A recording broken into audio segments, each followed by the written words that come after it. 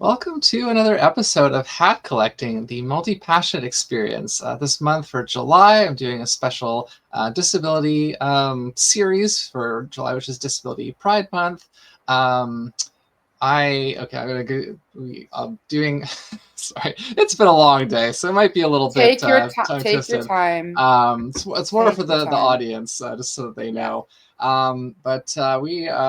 At least I myself, I'm not actually sure for certain where you are located right now, but I am located in Toronto, or Tkarón, which is located on the traditional unceded territory of the Mississaugas of the New Credit First Nations, the Huron-Wendat, the Haudenosaunee Confederacy, and the Anishinaabe. This is a Dish with One Spoon Treaty territory, and we are uninvited. I am an uninvited visitor on this land, I should say. I should only speak for myself here. If you want to learn more about this, you can go to native-land.ca to see your area and what Indigenous peoples and treaties are in that area. I am the host of Hat Collecting. My name is Lacey Ardos. My pronouns are she and they. I am a white, early 40s, feminine presenting person with long dark hair. I'm currently wearing like a pink shirt, and I'm wearing glasses with yellow frames in them because of light sensitivity right now. With that, I will have my guest introduce themselves. Aanii, miigwech, Yolanda Bonnell Ndishinikaaz, Giizhibaa Mi'ingan, ndigo, Makwa, Miigizi, ndodem, William First Nation Ndonjibaa, Tkarón, niindaa. I just introduced myself in my traditional language, which is Anishinaabeg, or you might hear it as Ojibwe. My name is Yolanda Bonnell. My pronouns are they, she, they, interchangeable. I am a femme presenting person. I have light brown skin, long dark hair. I'm wearing pink headphones, and I have clear glasses on, and a green shirt. And I'm also fat.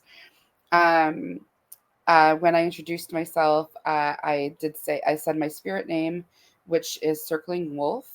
And I'm Bear Clan on my great-grandfather's side and Eagle Clan on my great-grandmother's side. And I'm originally from Fort William First Nation Indian Reserve near Thunder Bay, Ontario. But I lived here in Tkarón since 2011, so myself and my practice are based here. And yeah, I primarily call myself a storyteller. I'm queer, two-spirit, disabled, mad, and I do things like I'm a playwright, a novelist, a performer, a director, producer, facilitator. I kind of wear a lot of hats, which is why I just sort of narrowed down to storyteller. But that's who I am in a nutshell. Yeah, and for the audience, for context, I met Yolanda at the recent Toronto Disability Pride March. I actually didn't take part in the march that day because my knee was acting up, but we got to chat. I got to hear them speak, and then we chatted a bit afterwards, and I'm really excited to have them come on today to share their story. So if you just want to, I'll just take a brief moment here to give you an opportunity, because I like to, before I get into the questions which focus on the disability, if you'd like to talk a little bit more about, you mentioned your practice, like what you do and how you kind of got into it. Yeah. I mean, I've been creating since I was a kid. My very first thing I wrote was a poem in second grade after learning about slavery through it was like a Harriet Tubman picture book that taught us about the Underground Railroad. And I just remember like feeling like that was like such a level of injustice. And so my first creative act was a act of political like outrage as a like 8-year-old kid. So I devoured books. I started writing stories and things as a young person, and really wanted to sing, and I loved singing and I loved acting. I loved it all. So I started doing more of it in high school, but my mental health took a big toll. And so I didn't really get back into it until I was in my mid-20s, and then I started acting again. And then at 30, I went to theater school, um, which is a wild experience to do when you're 30. It's a very physically demanding program. Um, and I just sort of, after I graduated, everything just sort of started to skyrocket. I got, I auditioned for parts and I got that. Plus, I was also like writing my own stuff and like producing that. So it all just sort of like trickled, like one thing after another. And then everything I like directing and producing and facilitating came from the experience of being an artist, in terms of my writing and my performing. Um, the more opportunities I had to do that, and the more I worked with other people, the more my skill set grew. And I sort of loved figuring out that I was able to do all these things, and I love doing them. And so, yeah, that really helped me solidify what my artistic voice was and how I wanted to use it, and the stories I wanted to tell and the ways that I wanted to tell them.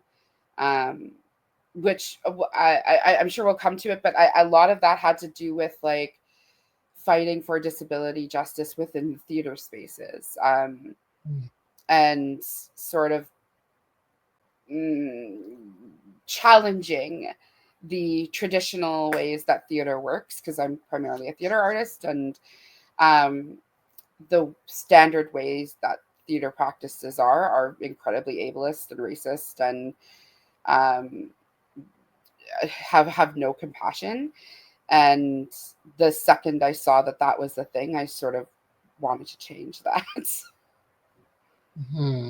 Yeah. Yeah, I definitely relate to that because as I've talked about on here before, part of what led me to start my own company and doing like events was that due to all the like sensory difficulties that I've experienced, many events are not sensory friendly, and especially when they're at night when I'm more tired, therefore I'm even more sensitive, and it's been a Mm. struggle for me. And I'm like, I want there to be more spaces and opportunities for people with sensory difficulties to still be able to have social experiences and fun, creative experiences.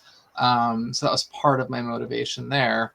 I just want to take a really brief moment here. So, as you might have noticed off the top, I described how I looked, and Yolanda described how they looked. And I started doing that, I think, in the second or third episode of this series, because I realized that there could be people who are blind or visually impaired who are listening and don't have the ability to see what we look like, so that description helps them understand. And I'm bringing this up because I switched my glasses. Now the people that might be watching see that I've now got red lens glasses, because I noticed that my light sensitivity is too much for the medium strength ones, so I switched to the stronger ones again. Good. Yeah, so we'll get into the questions now.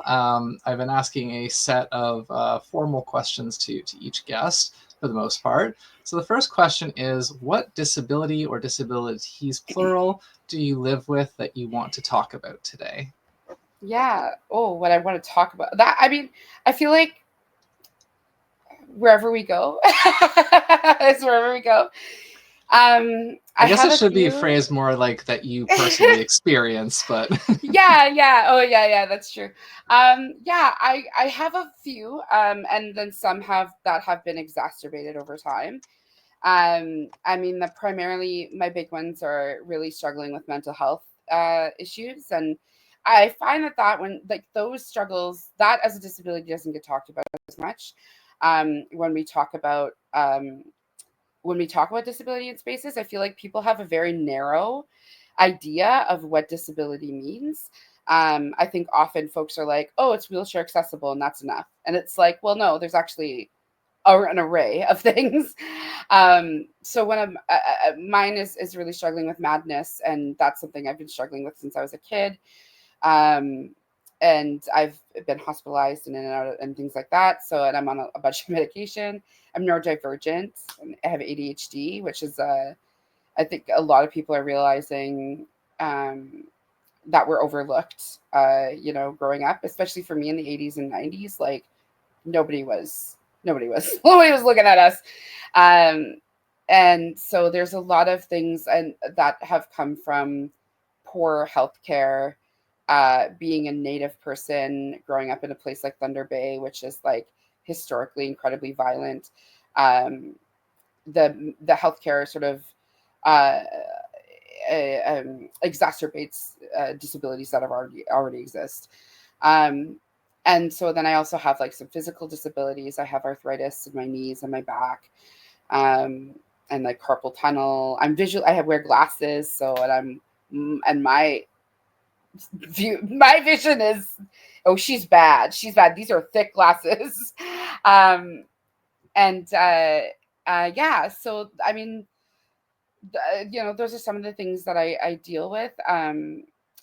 As a fat person, also, like, I think uh, there's a big connection between being fat and the fat community and the disabled community.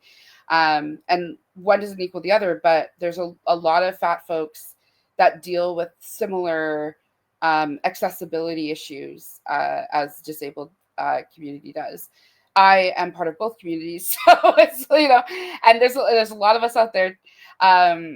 But I am that, but that I would be remiss to mention that my size also has a lot to do with how I'm able to like experience things and be in spaces, and uh, it's something I struggle with in terms of like how the world views it and what they're willing to make make accessibility for. Yeah, I don't think we've really talked in this series too much about the idea of the social model of disability. And I think that relates to like what you're talking about, because it's not about what you can or can't do. It's about what people perceive and expect. And so if they're like, Yes. no, you're fat, you can't do this, or you're fat, so you must do this, Yeah. that's kind of imposing a disability on you. Yeah. Yeah, absolutely. I mean, there's a lot of things people assume I can't do because I'm fat. I mean, I've been fat since I hit puberty, right? And like when I did theater school, I didn't know I could do certain things until I tried it, and then I was like, oh, I'm actually like physically more capable of doing some of these things than I thought. Um, and then the tricky thing too is like I have a invisible disability, so like um if people don't see it, they don't know that I can't stand for long extended period of time. And then what often will happen is they'll be like, oh, you can't stand because you're fat. I'm like, no, bitch, I can't stand because I'm disabled. Like, there's a difference. And so yeah, these like preconceived notions of what disability is and what it looks like and what it feels like and like what people experience it like. It's like yeah, I just feel like people need to do more work in terms of like understanding that things look different and that they don't a disability doesn't all look the same, and there's a lot of crossovers in terms of lived experiences and identities. Hmm. So I've been noticing that the second question in this series often gets partly answered by the answer to the first question. It was, how does your disability impact, influence, or inspire the work that you do in terms of like advocacy or just living your life and you happen to be disabled? Yeah. And if you do advocacy, what forms of it do you engage in?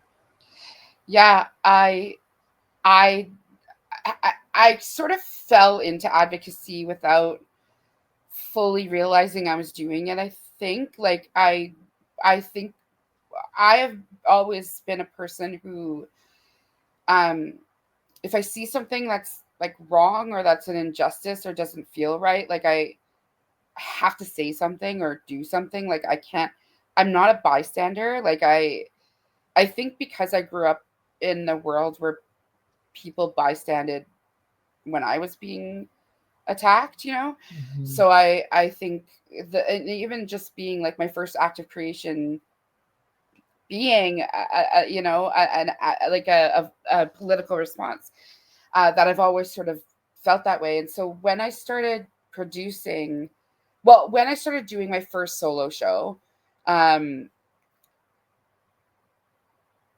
my director and we sort of were like, let's like, we noticed that we would start the day just by talking. And then it started to become like a check in. Like every day we would rehearse, we would just start by checking in with each other and seeing where we're at. And that became a part of our practice. And then it was, let's shorten our rehearsal days. Why are we going 8 hours? We don't have to. We are in control of this. Let's shorten that. And all of these things that we were doing, we slowly started to realize we were making it more accessible. We were making it more accessible for us, but also anyone else who came into the space to work with us. The fact, because now typical theater is 8 hours a day, 6 days a week. When you're running a show, you're often expected to do 8 shows a week. So that's 2 shows on Wednesdays, 2 shows on Saturdays. Our rehearsal schedule is like 10 to 6 until tech week, where it's often longer, and your tech staff is working like 12-hour days. And this goes on for weeks. It's not sustainable. It's not healthy. It's definitely not accessible.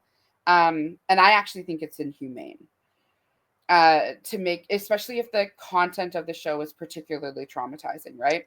So all of this is a standard way of the way that theater worked. And I was like in it and being like, oh, this doesn't feel good in my body. This doesn't feel like I'm able to be a human, like I'm able to maintain friendships, that I'm able to take care of myself, because all I'm doing is rehearsing and then memorizing my lines. I'm not like eating properly. I'm not sleeping properly. And I'm in pain a lot. So I think, like, and the answer you get all the time is, that's the way it's always been. So why do we need to change it? And my whole thing was like, well, why can't we change it? Like, I don't understand, like, why, just because this is the way it's always been doesn't mean that it works. Because what I was noticing is, like, whole groups of people were being left out of experiences.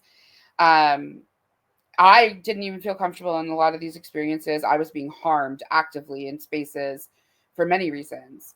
So I think it turned into a real need for disability justice in theater. And then what I realized is that I wasn't alone in doing this, that there were other people who were also advocating for more accessible spaces. And this is where I found how I was able to find other artists, other disabled artists who were doing very similar things. And when I started learning about relaxed performances, and my whole thought process is, well, why can't they all be relaxed? Why are we having like one day a week that's accessible for everyone when we could just make the whole thing accessible? Like, it just wasn't making sense to me. And so now, as a producer and a director, I have the opportunity to create those spaces. And I've worked with consultants. I've worked with blind and visually impaired consultants. I've worked with relaxed performance consultants in general who have an experience with sensory accessibility, like making sure that there's always lights on, that the show is never in darkness, that there's always like audience light on, that audience members can feel like they can fidget or get up and leave or move around. Or, I had a wheelchair user who was at the show for Bug, and they just like drew the whole show. Like, I could see them, like, I knew they were paying attention. They didn't need to see me, like, they didn't need to be watching me to be experiencing the show. And afterwards they gave me the drawing, what they were working on, and it was like quotes from the show, and like drawings on how it made them feel. Like, yes, that's an experience, like, and standard theater doesn't allow for that. It's like quiet. You have to sit still. You watch the thing. You can't leave the theater. Like, who? Like, why? So yeah, my whole work became about that. Is where my advocacy comes in, is like trying to make the rehearsal process more accessible, in terms of like making sure there's a wellness table there that has like medication, lotions, creams, fidget toys, stickers, like soft plushies, blankets, pillows, snacks, like so that in the rehearsal hall, if somebody feels like they need to lie down, or if they're on their moon time, which is like their period, they can like lie down for the day and like take a pillow, and like that we're creating a space where people can be humans in, and not these like this idea of what like a professional performer is. That we're making space for the humans that are holding the story. And so as my own producing collective and some of the collectives I work with, we really strive to like bring that into our spaces and show another way of working where you still get a beautiful story. It's just not at the expense of the health and well-being of the people who are creating and holding it. Hmm.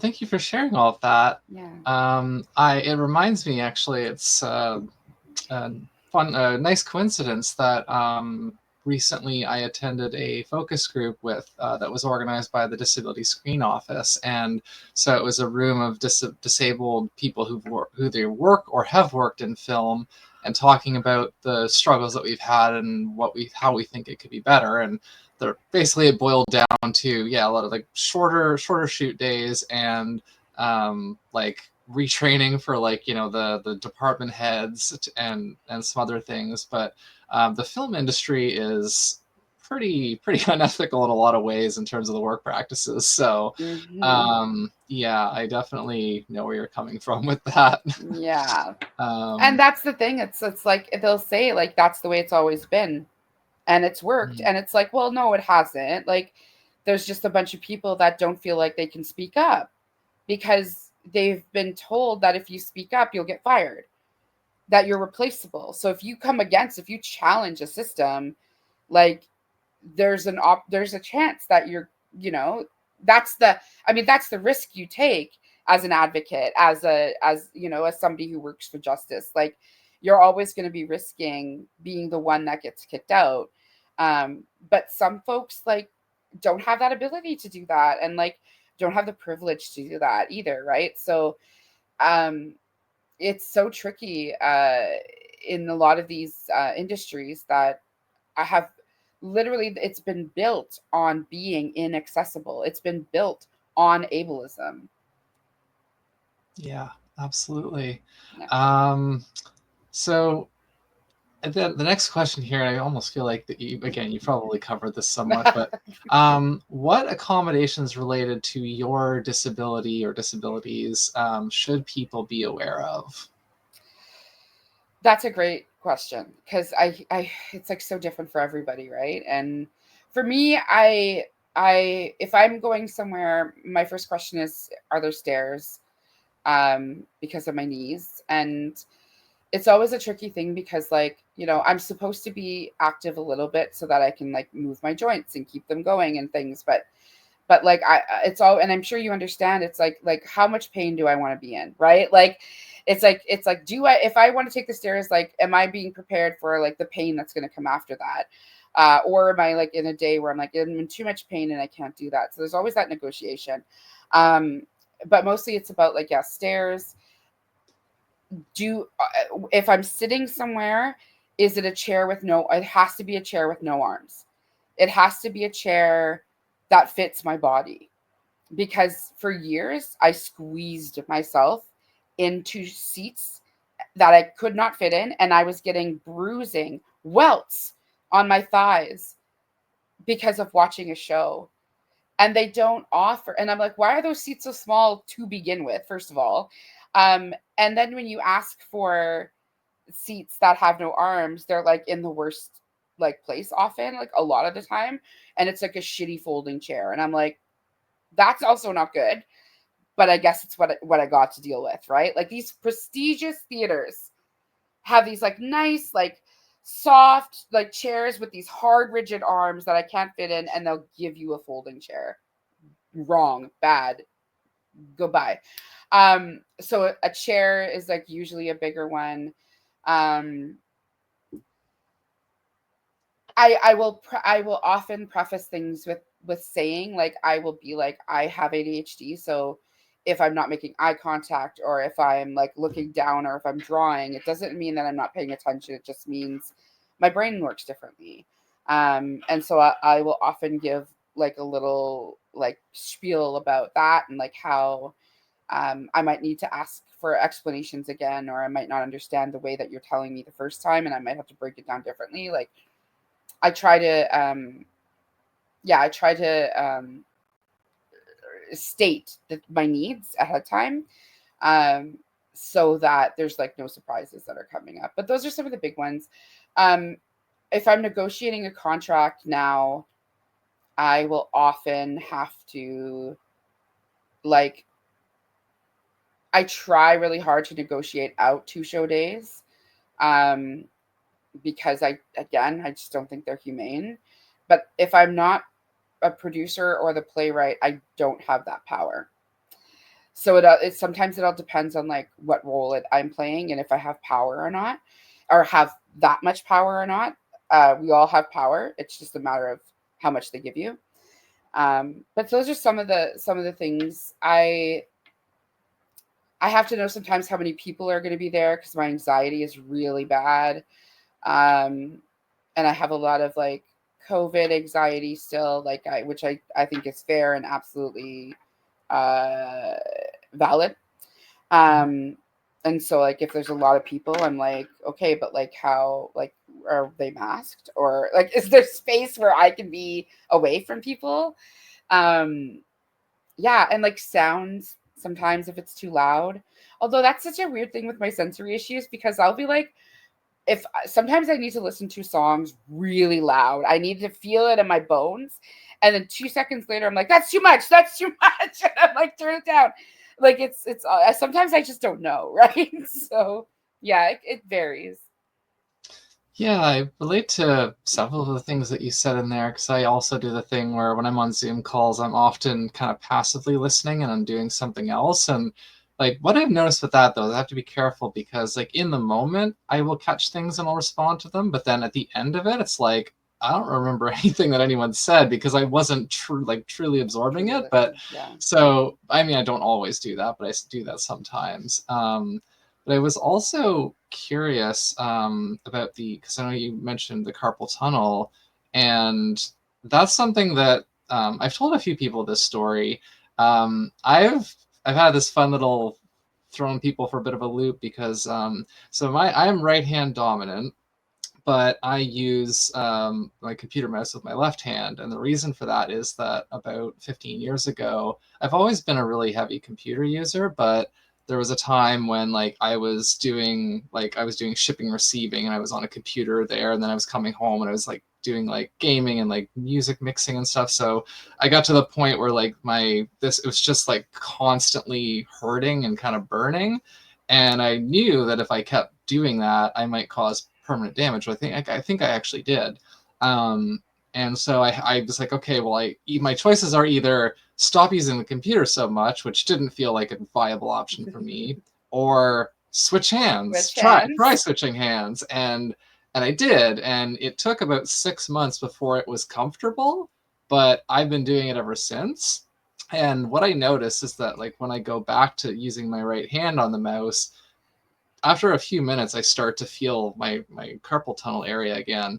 And it's weird because I got an ultrasound done and they said you don't have any, like, we don't see anything that would indicate carpal tunnel. And it's like, well, I'm telling you what I'm feeling, so Yeah. Yeah. yeah. Yeah. I had a similar situation. I feel like my physiotherapist was like, this sounds like carpal tunnel, but they like haven't really, and like they gave me exercises to do, but it's like it does not matter how many exercises I do. My hands are falling asleep. Like Mm, all the time they're falling asleep. And I can feel like that I'm probably going to end up with arthritis in my hands. Like my grandparents had it. And because I'm already struggling with the carpal tunnel, like it makes me nervous because I'm a beader. I bead. And I mm, know that I only have like maybe a good 10 years of beading left in me before I can't do this motion anymore. Um, and so I think that's the thing. It's like a lot of disabled folks, I think that able-bodied folks don't think about is like we're aware of like what our future holds. mm, Like we are aware that some things are going to get worse, uh, and and I think like we live in our bodies so much that like I like for me anyway, I know that like I can tell when something is like off or like when something is like not right, and and it's tricky with the medical care system because they will gaslight you and they will be like, well, you don't have this thing, or like, it doesn't show anything. It's like, well, then what is it then? And they'll just be like, well, we don't have an answer for that. And then we're like, okay, well, thanks, I guess. Like, I guess we'll just be out here self-medicating, you know? Like, I got wrist braces that I sleep with at night. So when I at night, I sleep with wrist braces, and I have a CPAP machine because I have severe sleep apnea. So I've got a mask on and wrist braces on, and I'm like, this is good. This is life, you know?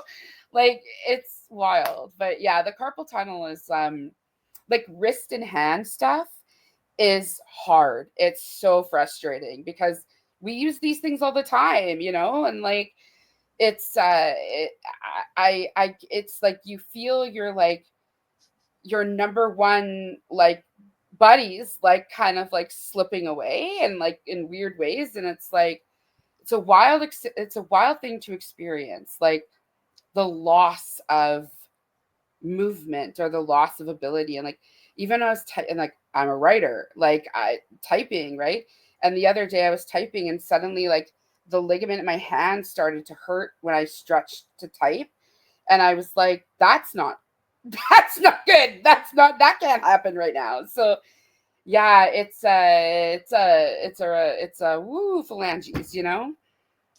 Yeah. Again, I relate to a lot of the things that you are saying, and it reminds me of a quote that I've seen, and I think I've referenced it at least once before in this series, but I saw it like, a few years ago or within the last few years, and it was, everybody is able-bodied until they're not. And this is, yeah.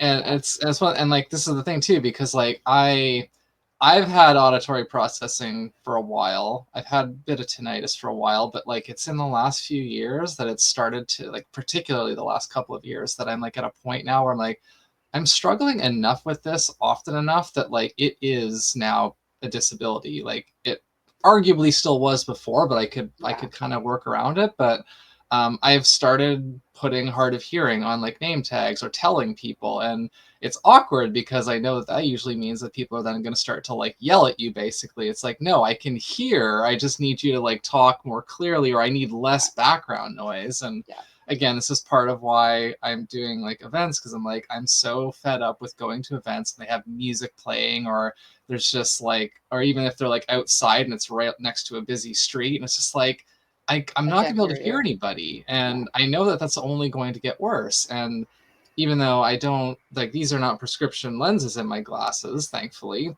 but I have noticed, and this is a weird thing too, because I've had my eyes checked recently, and they said your vision is like normal. So the same with my ears. I've been told my hearing. I got a hearing test done. They said it's completely normal for your age, but like I can tell that it's getting worse. I'm struggling more with it, and Yeah. so like to what you were saying, it just makes me realize like, okay, this is the best it's ever going to be, and it's just going to kind of keep, so we a lot of us take for granted, and I used to be, guilty of this more so as well.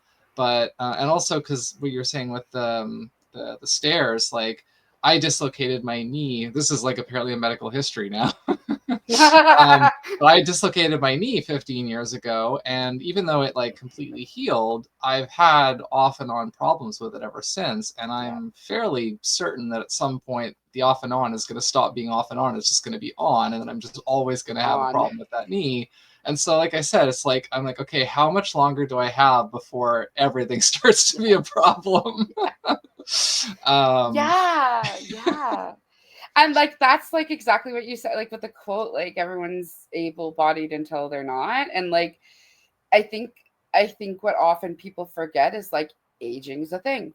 And as you age, like so does to your body, and like your body will change and it will go through all these things. And like and for those of us who like already have like issues, like that's just going to get worse, right? So it's like we're ahead of the game in some ways and not in others. I always think about this too when the pandemic first hit. Like the disabled community like has been screaming about things like this for forever, and you know like so, and like just like everybody was like, we've been knowing about a lot of these things, and like suddenly now everybody was catching up with like working online, and like it was like, do you see how easy it was to switch over to make things more accessible? It was so easy.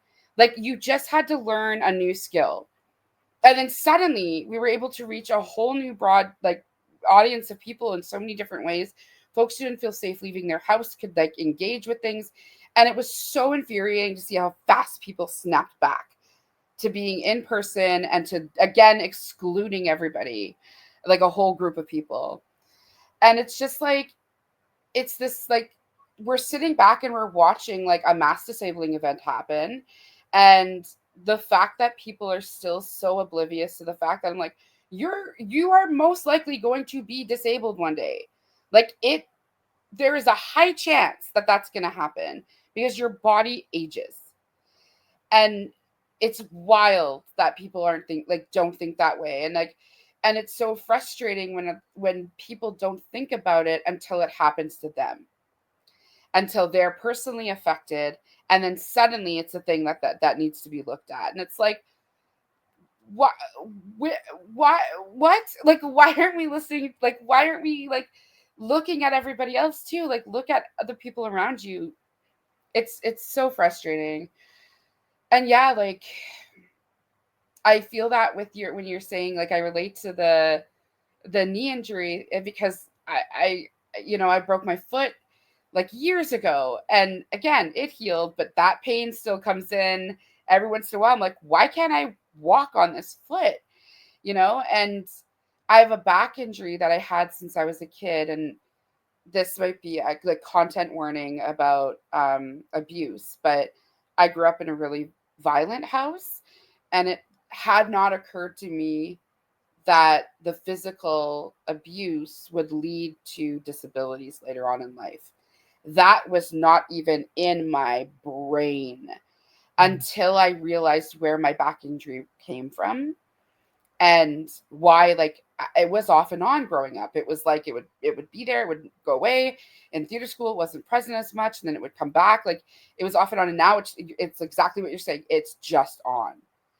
And I'm like, why did it suddenly, you know? But it's the aging thing. It's like the older you get, the more these injuries start to like really come in.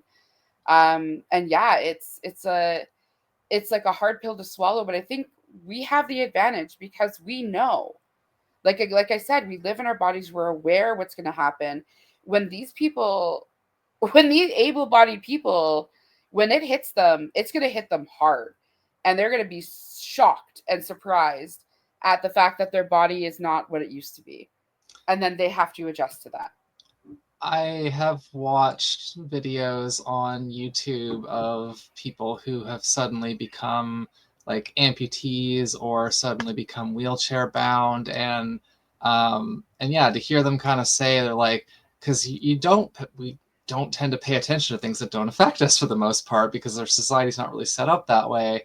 And same thing with I've heard people say in like the deaf community that like, because I know that some children get taught some sort of sign language so that they can Yeah. communicate a little bit better, but then kind of like you're saying, it stops once they can speak. And there's so many things that I can think of now, like it would not be difficult to teach this from like kindergarten basically and Yeah. just keep it. And but it's like we grow up and then it's like we don't do anything until we have to, and it's really unfortunate.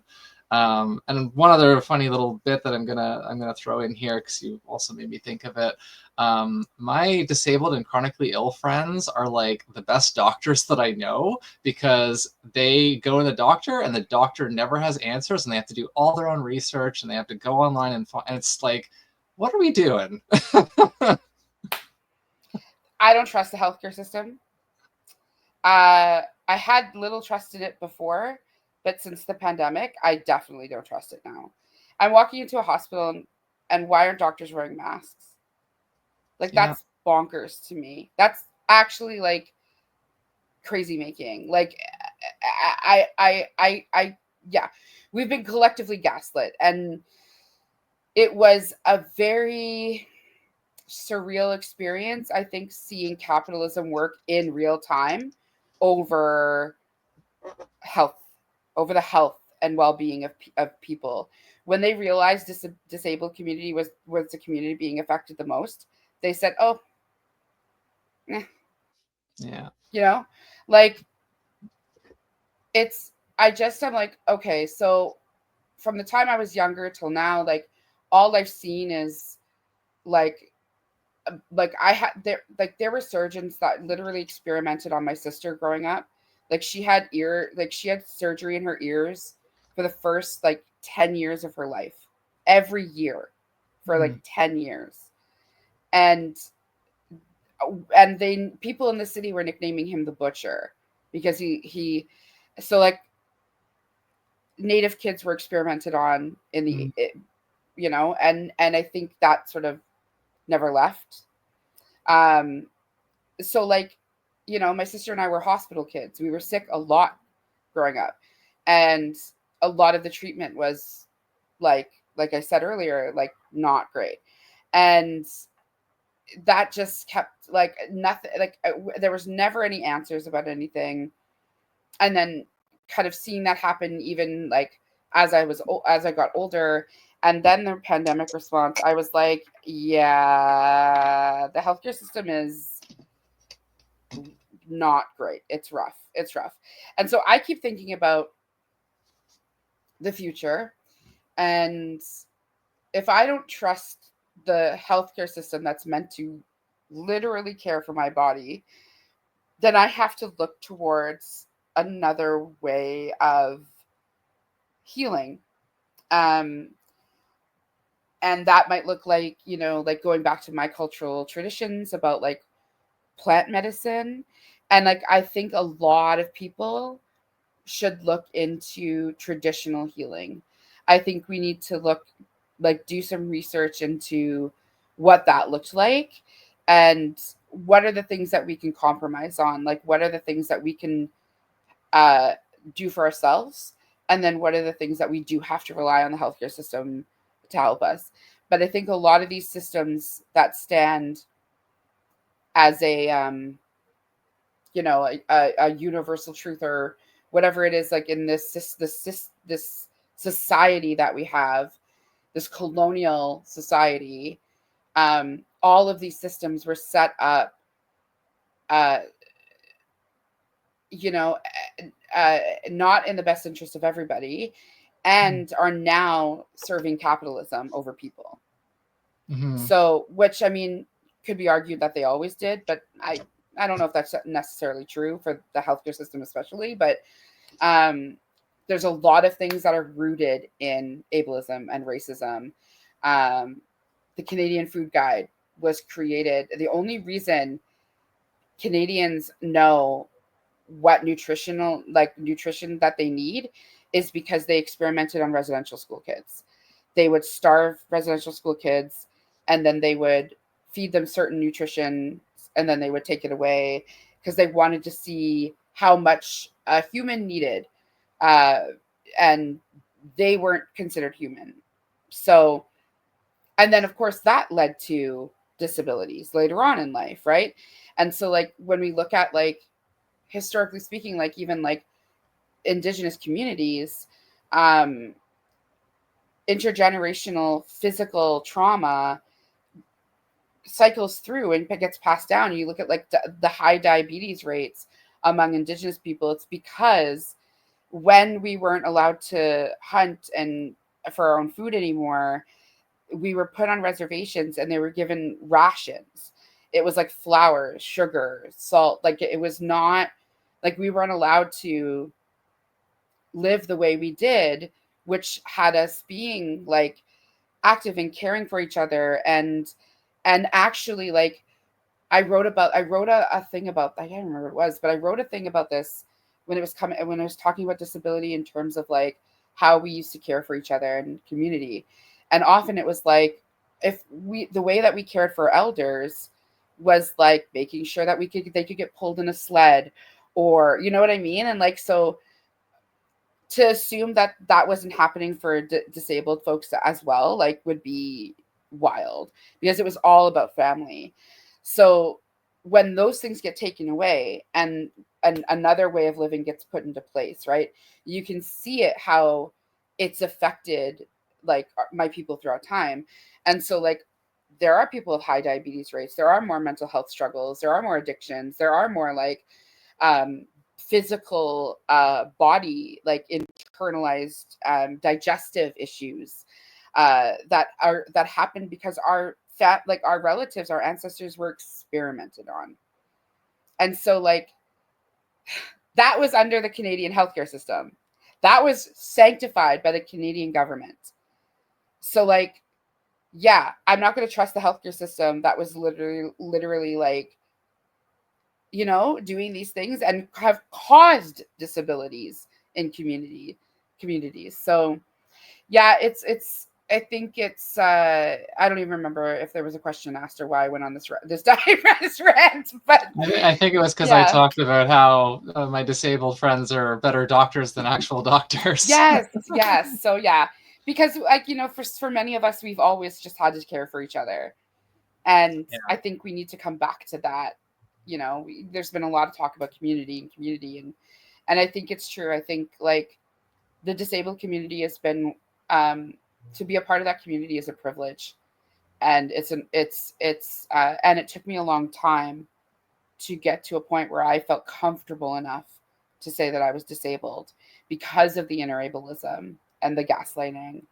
Um, and there's been no community I felt like more myself in, and like being able to feel like I can come with my full self and not have to like act able-bodied, you know?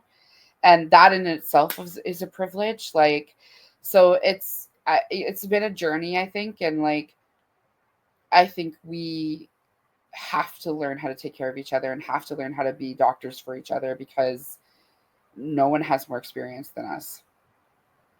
Absolutely.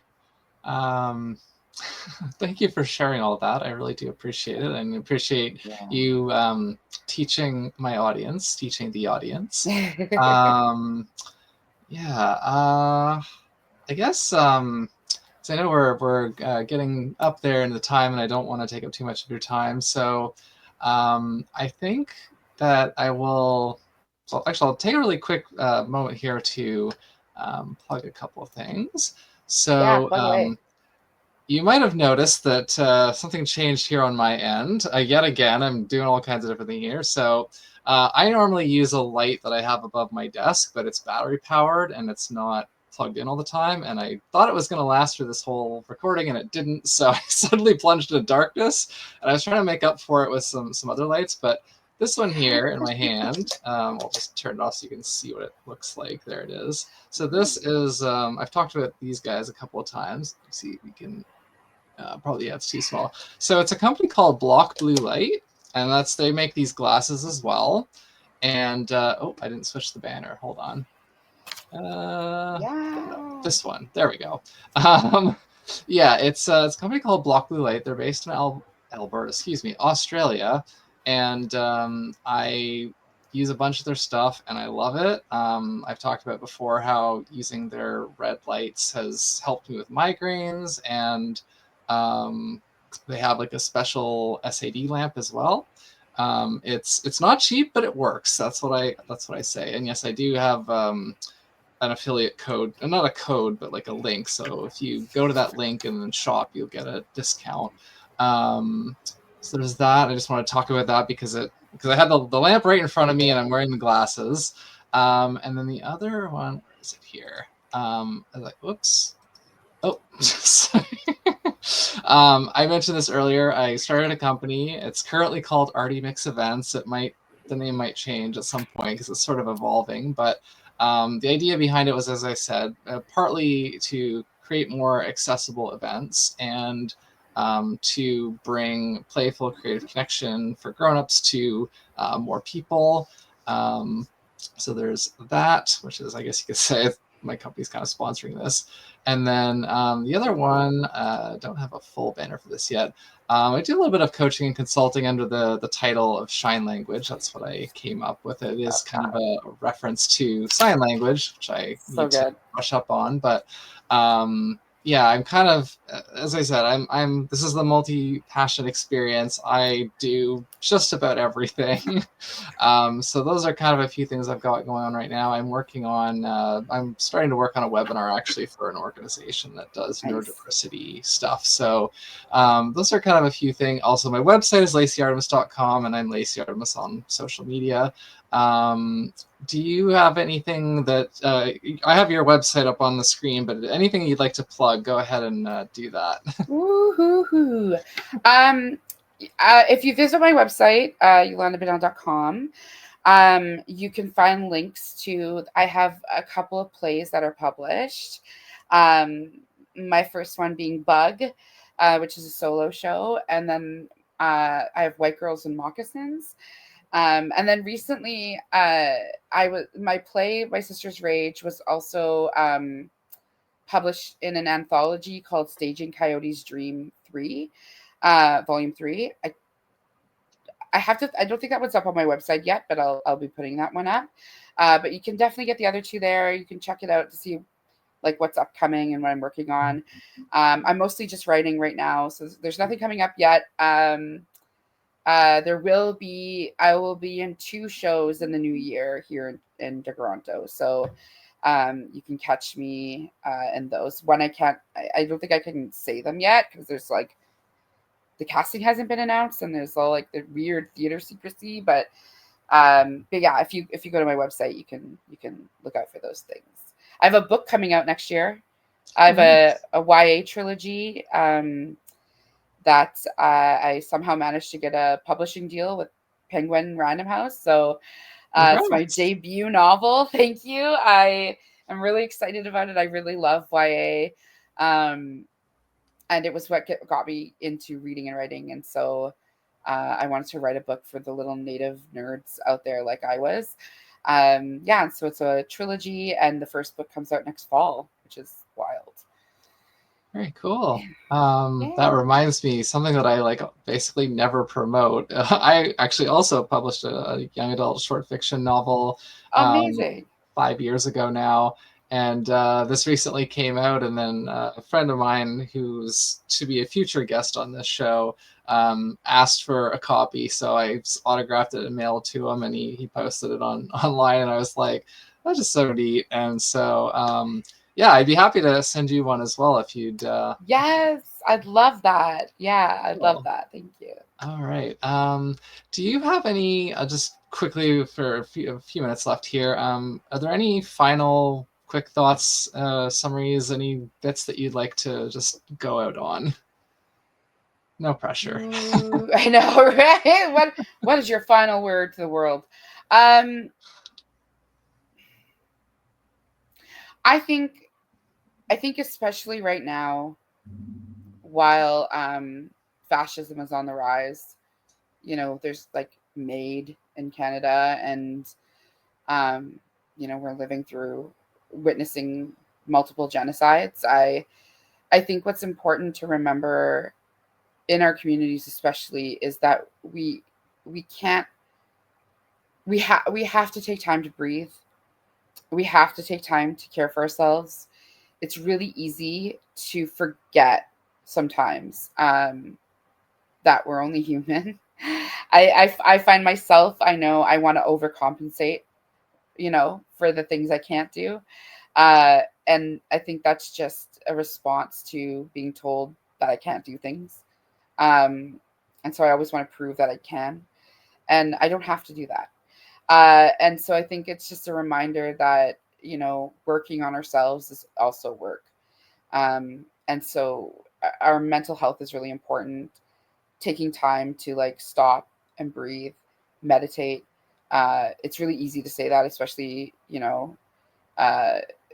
you're like neurodivergent, it's really hard to shut your brain off. And I don't think it's about shutting your brain off. It's about being with yourself for, a few minutes to to remind ourselves that we are here and that we matter, and to breathe with that. Yeah, I think it's really right now everyone's uh, caught up in everything, literally everything that's going on, and um, especially I think our communities, because we're used to fighting. So like our natural instinct is to want to fight and to uh, want to be involved in every step. And yeah, just a reminder that we deserve a moment of reflection and breath and landing and grounding. Thank you. Yeah. I really appreciate that. That's a very Yeah. nice note to go out on. Um, Thank you so much for joining me. This has been wonderful. I've learned things. I've been happy to bring your wisdom and your experience to the audience. And yeah, thanks for a great chat. And I'll put all your links and everything in the description of the post.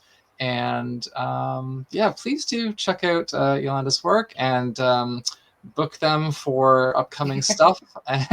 And yeah, thank you. And I guess this is what I'm always bad at the end of the show is like The ending. The ending. How how do do you we end? end it?